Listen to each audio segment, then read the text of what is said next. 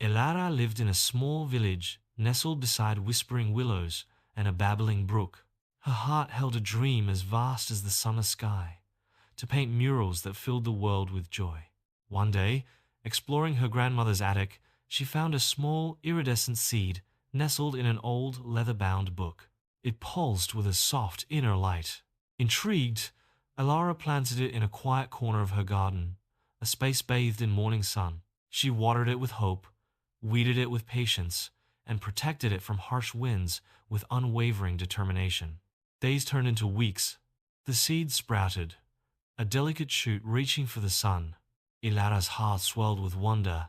The shoot grew into a sapling, its leaves shimmering with an ethereal glow, each leaf representing a small painting she completed, a step toward her dream. There were moments of doubt. Her first attempts were clumsy, the colors muted, the images unclear. She felt the sting of criticism, the whispers of those who doubted her abilities. But Elara persevered. She studied the masters, practiced tirelessly, and learned from her mistakes. The sapling grew taller, its branches reaching towards the heavens. Her paintings became bolder, her colors more vibrant, her imagery more powerful. She painted scenes of the village, capturing its beauty and warmth. She painted portraits of her friends, revealing their kindness and strength. She painted dreamscapes, filled with fantastical creatures and vibrant landscapes.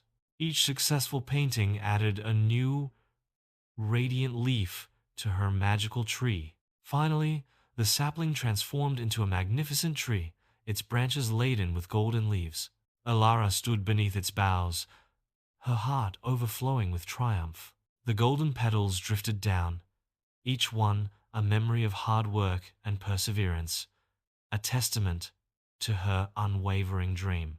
The villagers gathered, their faces filled with awe and wonder, inspired by Elara and her breathtaking tree, its presence a symbol of hope and the power of dreams.